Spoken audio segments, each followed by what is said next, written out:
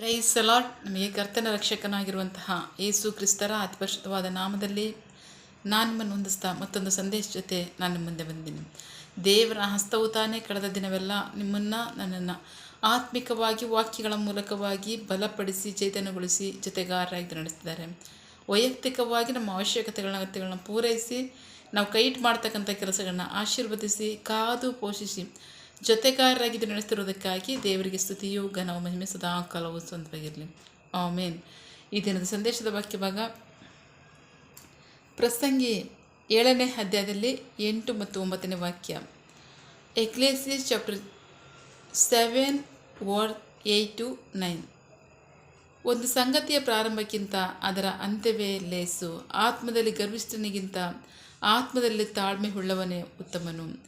ಕೋಪಿಸಿಕೊಳ್ಳುವುದಕ್ಕೆ ನಿನ್ನ ಮನಸ್ಸಿನಲ್ಲಿ ಆತುರ ಪಡೆದಿರು, ಏಕೆಂದರೆ ಕೋಪವು ಮೂಢರ ಎದೆಯಲ್ಲಿ ನೆಲೆಯಾಗಿರುತ್ತದೆ. ದೇವರಿಗೆ ಸ್ತೋತ್ರ. ನಾವು ವಾಕ್ಯಭಾಗ ನೋಡ್ತಾ ಇದ್ವಿ. ಬಹಳ ಪ್ರಮುಖವಾಗಿ 9ನೇ ವಾಕ್ಯ ನೋಡೋಣ. ಕೋಪಿಸಿಕೊಳ್ಳುವುದಕ್ಕೆ ನಿನ್ನ ಮನಸ್ಸಿನಲ್ಲಿ ಆತುರ ಪಡೆದಿರು, ಏಕೆಂದರೆ ಕೋಪವು ಮೂಢರ ಎದೆಯಲ್ಲಿ ನೆಲೆಯಾಗಿರುತ್ತದೆ. ದೇವರಿಗೆ ಸ್ತೋತ್ರ. ಪ್ರೀತಿ ದೇವ್ರ ಮಕ್ಕಳೇ, ನಮ್ಮಲ್ಲಿ ನಾವು ಕೋಪ ಮಾಡ್ಕೊಳ್ಳದೆ ಇರ್ತಕ್ಕಂಥವ್ರು ಯಾರಿದ್ದೇವೆ? ಎಲ್ಲರೂ ಕೋಪ ಬರುತ್ತಲ್ವ? ನಾವೆಲ್ಲರೂ ಕೋಪ ಮಾಡ್ಕೊತಾ ಇರ್ತೀವಿ. ಕಾರಣ ಸನ್ನಿವೇಶಗಳು ಸಹ ಹಾಗೆ ಇರುತ್ತೆ. ದೇವರಿಗೆ ಸ್ತೋತ್ರ. ಒಬ್ಬರಲ್ಲಿ ಆತಂಕ, ಒಬ್ಬರಲ್ಲಿ ಕೋಪ, ಒಬ್ಬರಲ್ಲಿ ಸಮಸ್ಯೆ, ಹೋರಾಟ, ಕಷ್ಟ, ಇಕ್ಕಟ್ಟು ಉಂಟಾಗಬೇಕಾದ್ರೆ ಇನ್ನೊಬ್ಬರು ಖಂಡಿತವಾಗಲೂ ಕಾರಣವಾಗಿರ್ತಾರೆ. ದೇವರಿಗೆ ಸ್ತೋತ್ರ. ವಾಕ್ಯದ ಮೂಲಕವಾಗಿ ನೋಡೋಣ. ಇನ್ನೊಬ್ಬರು ಖಂಡಿತವಾಗಲೂ ಕಾರಣವಾಗಿರ್ತಾರೆ. ಸೊ ಅದಕ್ಕೆ ವಾಕ್ಯ ಹೇಳುತ್ತೆ, ಎಲ್ಲದಕ್ಕಿಂತ ಹೆಚ್ಚಾಗಿ ಕ್ರಿಸ್ತನ ಸಮಾಧಾನ. ನಮಗೆ ಕ್ರಿಸ್ತನ ಸಮಾಧಾನದಿಂದ ನಾವು ನೆಲೆಗೊಂಡಿರ್ತೀವಲ್ವ? ಹೌದು. ಆದರೆ ಅದನ್ನು ಕದಲಿಸುವಂಥ ಪರಿಸ್ಥಿತಿಗಳು ಬರುತ್ತೆ ಅಂದರೆ ಖಂಡಿತವಾಗ್ಲೂ ಬರುತ್ತೆ. ಎಲ್ಲರ ಜೀವಿತದಲ್ಲೂ ಬರುತ್ತೆ. ಎಲ್ಲರ ಜೀವಿತದಲ್ಲೂ ಬರುತ್ತೆ. ಏಕೆ ಅಂತಂದರೆ ಯೇಸು ಕ್ರಿಸ್ತರು ನೋಡಿ, ಇಸ್ಕರಿಯೋತನು ಯೇಸು ಕ್ರಿಸ್ತನ ಹಿಡಿದುಕೊಡೋದಕ್ಕೆ ಒಪ್ಪಿಸಿಕೊಟ್ಟ ನಿಜ. ಯೇಸುವನ್ನೇ ಹಿಡಿದುಕೊಡೋದಕ್ಕೆ ಅವನೇ ಒಪ್ಪಿಸಿಕೊಟ್ಟಿದ್ದು. ಆದರೆ ಅವನು ಯೇಸು ಕ್ರಿಸ್ತರ ಜೊತೆಲಿದ್ದ? ಖಂಡಿತವಾಗ್ಲೂ ಇದ್ದ. ಯೇಸು ಕ್ರಿಸ್ತರ ಸಂಘಟನೆ ಇದ್ದುಕೊಂಡು ಅವ್ರ ಜೊತೆಲೇ ಬೆಳೆದು ಅಲ್ಲೇ ಅವ್ರ ಜೊತೆಲೇ ತಿಂದು ಉಂಡು ಕುಡಿದು ಎಲ್ಲ ಆಗಿ ಕೊನೆಗೆ ಇಸ್ಕರಿಯೋತನೇ ಯೇಸು ಕ್ರಿಸ್ತರನ್ನ ಒಪ್ಪಿಸಿಕೊಟ್ಟ. ದೇವರಿಗೆ ಸ್ತೋತ್ರ. ಸೊ ಹಾಗಾಗಿ ಸಮಸ್ಯೆಗಳು, ಆತಂಕಗಳು, ಸವಾಲುಗಳು, ಕಷ್ಟಗಳು, ಹೋರಾಟಗಳು ಎಲ್ಲಿರುತ್ತೆ ಅಂದರೆ ಅನ್ಯರ ವಿಷಯ ಬೇಡ, ನಮ್ಮಲ್ಲೇ ಇರುತ್ತೆ, ನಮ್ಮ ಜೊತೆಲೇ ಇರ್ತಾರೆ, ನಮ್ಮ ಜೊತೆಲೇ ನಡೀತಿರುತ್ತೆ ಅದು. ಸೊ ಹಾಗಾಗಿ ಅದನ್ನು ಕುರಿತಾಗಿ ಯೇಸು ಕ್ರಿಸ್ತರು ಏನು ಹೇಳ್ತಾರೆ ಗೊತ್ತಾ? ಲೂಕನ ಸುವಾರ್ತೆ 17ನೇ ಅಧ್ಯಾಯ 1ನೇ ವಾಕ್ಯ. ತನ್ನ ಶಿಷ್ಯರಿಗೆ ಯೇಸು, ಆತಂಕಗಳು ಬಾರದಿರುವುದು ಅಸಾಧ್ಯ, ಆದರೆ ಯಾವನಿಂದ ಅವು ಬರುವವೋ ಅವನಿಗೆ ಕಷ್ಟ. ದೇವರಿಗೆ ಸ್ತೋತ್ರ. ಪ್ರತಿಯೊಬ್ಬರ ಜೀವಿತದಲ್ಲೂ ಅಷ್ಟೇ ಆತಂಕಗಳು ಬರದೇ ಇರ್ತಕ್ಕಂಥದ್ದು, ಸಮಸ್ಯೆಗಳು, ಸವಾಲುಗಳು ಬರದೇ ಇರ್ತಕ್ಕಂಥದ್ದು ಅಸಾಧ್ಯವೇ. ಅಂದರೆ ಅಸಾಧ್ಯ ಬರುತ್ತೆ. ಅದು ಎಲ್ಲರ ಜೀವಿತದಲ್ಲೂ ಅದು ಇರುತ್ತೆ. ಆದರೆ ಯಾವನಿಂದ ಅದು ಬರುತ್ತೋ ಅವನಿಗೆ ನಿಜವಾಗಲೂ ಕಷ್ಟ. ದೇವರಿಗೆ ಸ್ತೋತ್ರ. ಸೊ ಹಾಗಾಗಿ ಸಮಸ್ಯೆಗಳನ್ನ, ಸಮಾಧಾನವನ್ನು ಬಾಧಿಸಿರ್ತಕ್ಕಂಥ ಕಾರ್ಯಗಳು ಎಲ್ಲರ ಜೀವಿತದಲ್ಲೂ ನಡೆಯುತ್ತೆ. ಆದರೆ ಅದಕ್ಕೆ ಕಾರಣನಾಗಿರ್ತಾನಲ್ಲ ಅವನ ಗತಿ ನಾನು ಏನು ಹೇಳಲಿ ಅಂತ ಹೇಳ್ತಾರೆ. ದೇವರಿಗೆ ಸ್ತೋತ್ರ. ಸೊ ನಾವು ಕ್ರಿಸ್ತನ ಸಮಾಧಾನವನ್ನು ಹೊಂದ್ಕೊಂಡಿದ್ದೀವ?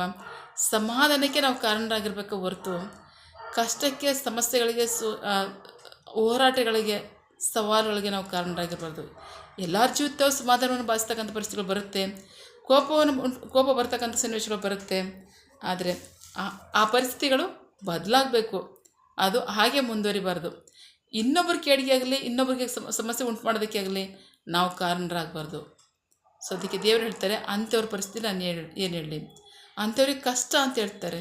ಸೊ ಹಾಗಾಗಿ ಸಾಧ್ಯವಷ್ಟು ನಾವು ಕ್ರಿಸ್ತನ ಸಮಾಧಾನದಲ್ಲಿ ನಾವು ನೆಲೆಸಿರ್ಬೇಕು.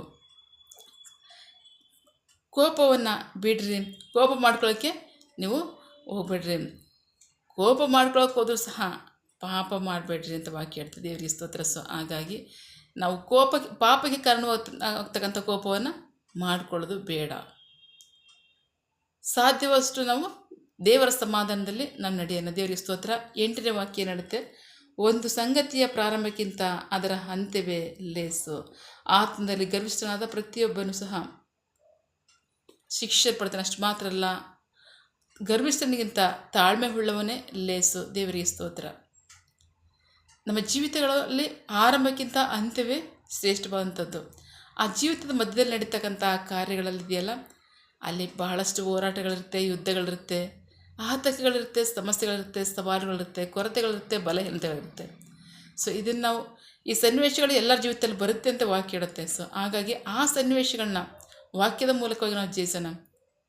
ಸೊ ಕೋಪ ಬರ್ತಾ ತಕ್ಷಣದ ಮರ್ರಿ, ಸಮಸ್ಯೆಗಳು ಬರ್ತಾ ಅದನ್ನು ದೇವರ ಸಹಾಯದಿಂದ ಜಯಿಸೋದು ಪ್ರಯತ್ನ ಪಡೋಣ. ಸವಾಲುಗಳು ಬರುತ್ತಾ ದೇವರ ಸಹಾಯದಿಂದ ಅದನ್ನು ನಾವು ಜಯಿಸಬೇಕು. ಹೋರಾಟಗಳು ಬರುತ್ತಾ ದೇವರ ಸಹಾಯದಿಂದ ಅದನ್ನು ಜಯಿಸಬೇಕು.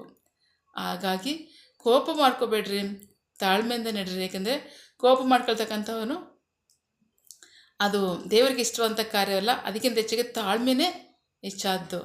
ಸಹನೆ, ತಾಳ್ಮೆ, ಸಮಾಧಾನದಲ್ಲಿ ನಡೀರಿ ಅಂತ ವಾಕ್ಯದಲ್ಲಿ ಹೇಳ್ತಿದ್ದೆ. ದೇವರಿಗೆ ಸ್ತೋತ್ರ. ಸೊ ಹಾಗಾಗಿ ಕ್ಷಮಿಸೋದನ್ನು ಕಲ್ತ್ಕೊಳ್ಳೋಣ. ಕ್ರಿಸ್ತನ ಕ್ಷಮಾಪಣೆ ನಮ್ಮಲ್ಲಿ ನೆಲೆಗೊಂಡಿರಲಿ. ಯೇಸು ಕ್ರಿಸ್ತರು ಕ್ಷಮಿಸ್ತಾರಲ್ವ ಇಸ್ಕರಿಯೋತನ್ನು? ಹೌದು. ಆದರೆ ಅವನು ಶಿಕ್ಷೆ ಬರಲು ಅಂದರೆ ಖಂಡಿತ ಬಂತು. ಸಾಧ್ಯವಷ್ಟು ನಾವು ಕ್ಷಮಿಸಿ ದೇವರ ಸಮಾಧಾನದಲ್ಲಿ ಜೀವಿಸೋದನ್ನು ಕಲ್ತ್ಕೊಳ್ಳೋಣ. ಆಮೇಲೆ ಪ್ರಾರ್ಥಿಸಿಕೊಳ್ಳೋಣ. ಸಕಲ ಸೃಷ್ಟಿಕರ್ತನೆ, ಸರ್ವಾಧಿಕಾರಿಯ ಸಾರ್ವಭೌಮನೆ, ಉನ್ನತನೇ ಮಹೋನ್ನತನೇ, ಮಹಾಪರಿಶುದ್ಧನೇ, ಪ್ರೀತಿ ಸ್ವರೂಪನೇ, ನೀತಿವಂತನೇ, ಅಧಿಪತಿಯ ಸೇನಾಧೀಶ್ವರನೇ, ಇರುವಾತನೇ, ಸರ್ವವ್ಯಾಪಿ ಸಪ. ಇದನ್ನೇ ವಾಕ್ಯಗಳ ಮೂಲಕವಾಗಿ ನಮ್ಮ ಸಂಗಡ ಮಾತಾಡಂತ ನಮ್ಮ ಪ್ರೀತಿಗಾಗಿ ನಂಬಿಗಸ್ತಿಗೆ ನಿಮಗೆ ಸ್ತೋತ್ರ. ಕರ್ತನೆ ಎಸಪ್ಪ, ನಾವು ಕೋಪ ಮಾಡಿಕೊಳ್ಳೋದನ್ನೀಗ ಅಪ್ಪ ಬಿಡೋದಕ್ಕೆ ನಿಮ್ಮ ಸಮಾಧಾನ ನಮ್ಮಲ್ಲಿ ನೆಲೆಸಿರಲಿ. ನಿಮ್ಮ ಸಮಾಧಾನ ನಮ್ಮಲ್ಲಿ ಶಾಶ್ವತವಾಗಿ ನೆಲೆಸುವಂತೆ ಪವಿತ್ರಾತ್ಮನ ತಾನೇ ಕಾರ್ಯ ಮಾಡಲಿ. ಆಮೇನ್. ಪವಿತ್ರಾತ್ಮ ನಮಗೆ ಸಹಾಯ ಮಾಡಲಿ, ನಮ್ಮಲ್ಲಿ ನೆಲೆಸಿ ಆತ ನಿರಂತರವಾಗಿ ನಿಮ್ಮ ಸಮಾಧಾನದಲ್ಲಿ ನಡೆಸಲಿ. ಆಮೇನ್. ಪರಿಸ್ಥಿತಿಗಳು ಏನೇ ಇರಲಿ, ನೀವು ಹೇಳ್ತಿದ್ದೀರಾ ಆತಂಕಗಳು ಬಾರದೇ ಇರತಕ್ಕಂಥದ್ದು ಅಸಾಧ್ಯ ಅಂತ ಹೇಳ್ತಿದ್ದೀರಾ. ಹೌದು, ಪ್ರತಿಯೊಬ್ಬರ ಜೀವಿತದಲ್ಲೂ ಸಹ ಅದು ಬರುತ್ತೆ, ನಮ್ಮ ಜೀವಿತದಲ್ಲೂ ಅದು ಬರುತ್ತೆ. ಆದರೆ ಸ್ವಲ್ಪ ಪವಿತ್ರಾತ್ಮನ ನಮಗೆ ಅದನ್ನು ಜಯಿಸೋದಕ್ಕೆ ಸಹಾಯ ಮಾಡಲಿ. ಆಮೇನ್. ನಿಮ್ಮ ಸಮಾಧಾನ ನೆಲೆಸಿರೋದಕ್ಕೆ ಸಹಾಯ ಮಾಡಲಿ. ನೀವು ವಾಕ್ಯದಲ್ಲಿ ನಮ್ಗೆ ಹೇಳ್ತಿದ್ದೀರಾ, ಒಬ್ಬರ ಜೀವಿತದ ಆರಂಭಕ್ಕಿಂತ ಅಂತ್ಯವೇ ಅದು ಲೇಸು, ಅದು ಶ್ರೇಷ್ಠವಾದದ್ದು ಅಂತ ಹೇಳ್ತೀರ. ಸೊ ಹಾಗಾಗಿ ನಾವು ನಿನ್ನ ಸಮಾಧಾನದಲ್ಲಿ ನೆಲೆಸಿ ಅಪ್ಪ, ಸಾಧ್ಯವಷ್ಟು ನಾವು ಸವಾಲುಗಳನ್ನು, ಕಷ್ಟಗಳನ್ನು, ಹೋರಾಟಗಳನ್ನ ಜಯಿಸಿ ನಾವು ನಡೆಯೋದಕ್ಕೆ ಪವಿತ್ರಾತ್ಮ ನಮಗೆ ಸಹಾಯ ಮಾಡಲಿ. ಆಮೇನ್. ನಿಮಗೆ ಮಹಿಮೆ ಆಗಲಿ, ನಮಗೆ ಆಶೀರ್ವಾದವಾಗಲಿ. ಆಮೇನ್. ನಿನ್ನ ಜನರು ಕೈಟ್ ಮಾಡ್ತಕ್ಕಂಥ ಕೆಲಸವನ್ನು ಆಶೀರ್ವದಿಸು, ಅವರ ಅವಶ್ಯಕತೆಗಳನ್ನ ಪೂರೈಸು, ಕೊರತೆಗಳು ನಿಲ್ಲಿಸು. ಆಮೇನ್. ಅಪ್ಪ, ಅವರು ಯಾವ ಕಾರ್ಯದಲ್ಲಿ ನಿರೀಕ್ಷೆ ಒಳಗಾಗಿದ್ದಾರೆ, ಮಕ್ಕಳ ವಿದ್ಯಾಭ್ಯಾಸ, ಆರೋಗ್ಯ, ಅವರ ಜೀವನ ಅವಶ್ಯಕತೆಗಳು, ಯವನಸ್ಥರ ವಿದ್ಯಾಭ್ಯಾಸ, ಆರೋಗ್ಯ, ಅವರ ಜೀವನ ಅವಶ್ಯಕತೆಗಳು, ಕೆಲಸ, ಬಿಸ್ನೆಸ್, ಸೇವೆ, ವಿವಾಹ ಕಾರ್ಯ, ವಯಸ್ಸಾದವರ ಜೀವನ ಅವಶ್ಯಕತೆಗಳು, ಆರೋಗ್ಯ, ಸೇವೆ, ಯಾವ ಕಾರ್ಯದಲ್ಲಿ ಅವ್ರು ನಿರೀಕ್ಷೆ ಒಳಗಾಗಿದ್ದಾರೆ ಆ ಕಾರ್ಯದಲ್ಲಿ ತಕ್ಕ ಸಮಯದಲ್ಲಿ ನಿಮ್ಮ ಚಿತ್ತಾನುಸಾರವಾಗಿ ಅದನ್ನು ಹೊಂದ್ಕೊಳ್ಳಿ. ಆಮೇನ್. ನೀವು ಹಾಗೆ ಮಾಡೋ ಪ್ರೀತಿಗಾಗಿ ನಂಬಿಗಸ್ತಿಗೆ ನಿಮಗೆ ಸ್ತೋತ್ರ. ನಮ್ಮ ಪ್ರಾರ್ಥನೆಯನ್ನು ಕೇಳಿದ್ದೀರಾ, ಅದರಂತೆ ನಡೆಸಿರೋದಕ್ಕಾಗಿ ಸ್ತೋತ್ರ. ನಮ್ಮ ಪ್ರಾರ್ಥನೆಯನ್ನು ನಮ್ಮ ರಕ್ಷಕನಾಂತ ಯೇಸು ಕ್ರಿಸ್ತರ ಅತಿ ಪರಿಶುದ್ಧವಾದ ನಾಮದಲ್ಲಿ ಪ್ರಾರ್ಥಿಸಿ ನಿಮ್ಮ ಪಾದಗಳು ಸಲ್ಲಿಸಿ ನಾವು ಬೇಡುವಂತಿದ್ದೇವೆ, ನಮ್ಮ ಜೀವಗಳು ತಂದೆ. Amen. God bless you all. ದೇವರು ತಾನೇ ಇದನ್ನು ವಾಕ್ಯಗಳ ಮೂಲಕವಾಗಿ ನಮ್ಮ ಸಂಗಡ ಮಾತನಾಡಿದ್ದಾರೆ, ನಮ್ಮನ್ನು ಆಶೀರ್ವದಿಸಿದ್ದಾರೆ. ಆಮೇನ್. All the best.